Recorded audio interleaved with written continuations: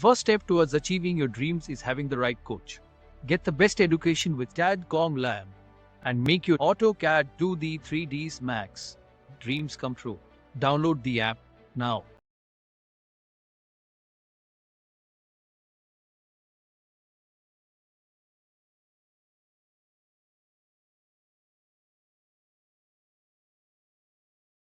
फिर होच-पोच हो जाती है, समझ में नहीं आता। इसीलिए आर्किटेक्चर पार्ट में इसीलिए कॉल आउट्स को यूज़ करा गया है, डिटेल कॉल आउट को यूज़ करा जाता है ताकि आप उनको मार्क करके अलग सेपरेटली शो करा सकें सिस्टमेटिक वे।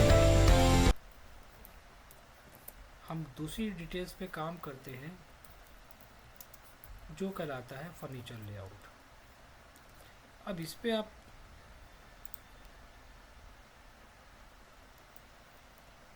पे आप जब काम कर पाओगे जब आपका फ्लोर प्लान कंप्लीट होगा। वही पॉइंट आ गया ना कि किसी भी डिटेल्स पे काम करना है तो ये पार्ट डिज़ाइन होना बहुत इम्पोर्टेंट है। ये डिज़ाइन नहीं है तो हम आगे की डिटेल्स पे काम ही नहीं कर सकते हैं। ये बेस है। तो फर्नीचर लेआउट जो मैं एक्सप्लेन कर रहा हूँ उसी को प्लानिंग के अंदर भी आप देंगे।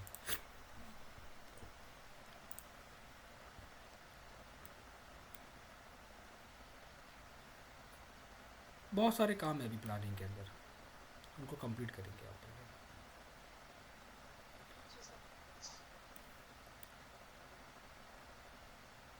किसी भी फर्नीचर को मेंशन करने का सबसे इम्पोर्टेंट पार्ट कहाँ से आता है? स्टैंडर्ड साइजेस से। आप किसी भी फर्नीचर को मेंशन करोगे उसके लिए आपको स्टैंडर्ड को समझना होगा, जो मैंने लास्ट टाइम डिस्कस किया था। मैंने हर एक पार्ट एक्सप्लेन किया था। सर मुझे ना ये पूछना था, जैसे बेड का जो स्टैंडर्ड साइज है तो वो मैट्रेसेस का होता है या फिर जो हमारा वुडन पार्ट होता है वो भी? वुडन पार्ट होता है। वो हाइट है, वो हाइट बाद में एक्सप्लेन करी जाएगी जब उसका फर्नीचर का फ्रंट एलिवेशन बनाया जाता है, देन वहाँ पर हाइट को मेंशन करता है।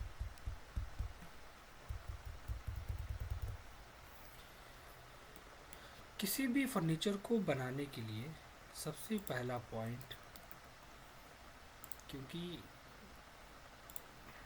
बहुत गड़बड़ हो जाएगा अगर बेसिक कॉन्सेप्ट क्लियर नहीं होगा तो, सबसे पहला पॉइंट है स्टैंडर्ड्स को याद करना। अगर आपने स्टैंडर्ड्स को नहीं पढ़ा, आप किसी भी फर्नीचर आइटम को डिज़ाइन नहीं कर सकते। आपको जो प्लानिंग है उस प्लानिंग में अगर आप बाथरूम के फिक्चर्स दे रहे हो, आप वैनिटी दे रहे हो, वो सारे के सारे पार्ट आप किस पे दोगे? स्टैंडर्ड के बेसिस पे। और अगर आपने स्टैंडर्ड नहीं पढ़ा तो आप ड्राइंग्स में इंक्लूड ही नहीं कर सकते। घूम फिर के हम फिर आ गए उसी पॉइंट पे। ओवरऑल कहने का मतलब क्या हुआ? स्टैंडर्ड। अब करना क्या है यहाँ पर? करना यहाँ पर ये कि जो स्टैंडर्ड की पीडीएफ थी, ठीक है, उस पीडीएफ को रीड करना और वहाँ पर अपने एरिया को देखना कि मुझे यहाँ पर वैनिटी का पार्ट देना है। आप अपने स्टैंडर्ड को पढ़ने के बाद देन वहाँ पर आप वैनिटी डिज़ाइन करना। मैं एक छोटा सा एग्जांपल ले रहा हूँ। ये मेरा वैनिटी हो गया, ठीक है। मैंने इनर एक थिकनेस ले ली वहाँ पर, ओके, और इसको हम कॉपी पेस्ट कर लेंगे। ये इतना इम्पोर्टेंट नहीं है, इसका जो ओवरऑल जो स्ट्रक्चर है वो ज़्यादा इम्पोर्टेंट है। तो इसलिए पहले ये देख लो कि हमें फर्नीचर्स को कैसे प्लेस करके परफेक्टली बना के रखना है।